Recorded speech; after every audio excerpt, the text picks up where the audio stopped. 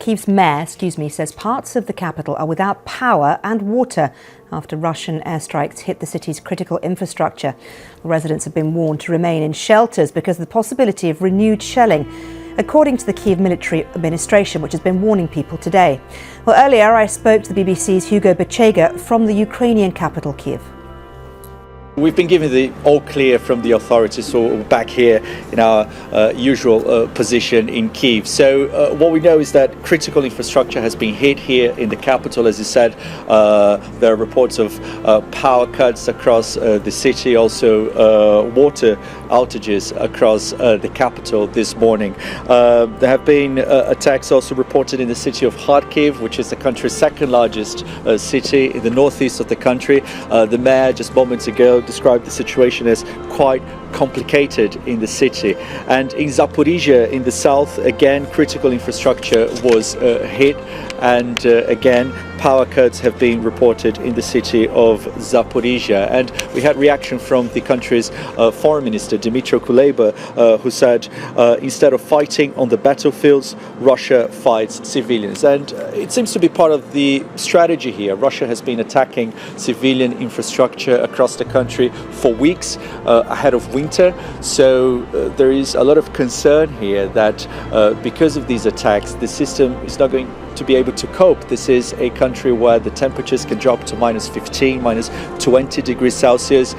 President Zelensky has said that a third of this country's electricity infrastructure has been damaged. And I think last week we heard a dramatic plea from one of the country's deputy prime ministers saying, telling Ukrainians who fled the country to stay where they are, to help ease the pressure on the system and to return only after winter. So there is a lot of concern that these attacks are going to continue. And again, the Ukrainians are saying that this is how the Russians are reacting, are responding to setbacks on the battlefield by attacking civilian sites and civilian infrastructure in cities across the country, including places away from the front lines. Well, join me now is Charlie Salonius Pasternak, a leading research fellow at the Finnish Institute of International Affairs. It's good to talk to you, Charlie. Let me ask you first of all, this renewed targeting of civilian infrastructure, what does it tell us about what the Russians are thinking right now?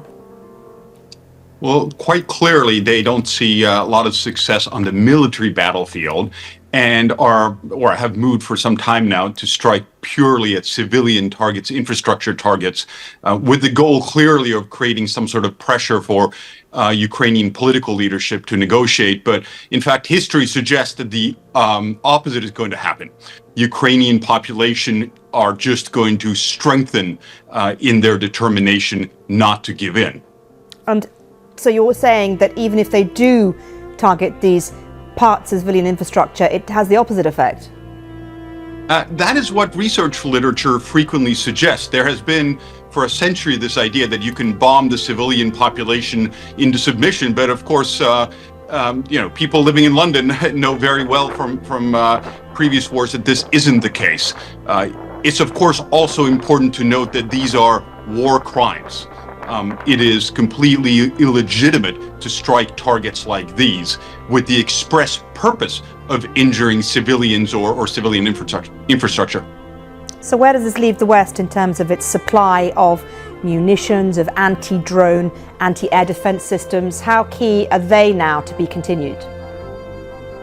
Very key. I mean, what we're seeing now is, of course, helping, and you certainly have to take Ukrainian claims from this morning of having shot down 44 out of 50 drones or missiles with a grain of salt, but there is success. One can only imagine if arms supplies in terms of anti-air systems, for example, were to end or diminish, what damage even 50 strikes could do, as opposed to maybe half a dozen or a dozen that got through.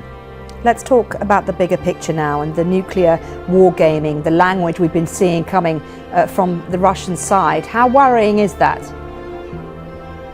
Very worrying. Of course, the exercises we've seen both on the Russian side, GRUM, and then NATO Steadfast, were planned well in advance, and we know that each side has told the other side of this. So they're kind of a separate path, but certainly into the public discussion and consciousness, these things are certainly interlinked. and nuclear weapons have been discussed in a way that probably not since, the Cuban Missile Crisis in the early 60s. So where does that leave the West in terms of its attitude towards what's happening in Ukraine? Should it change it, or should the West hold fast? I think it is imperative to hold fast. If the West now is collectively seen to be weak, stops supporting Ukraine, Russia, but also every other country like it, every authoritarian country is going to say, we need nuclear weapons, and then we can blackmail whatever we want, whenever we want from the West. And that would be obviously a terrible signal to all of us. Okay, Charlie, it's been good to talk to you. Thank you very much.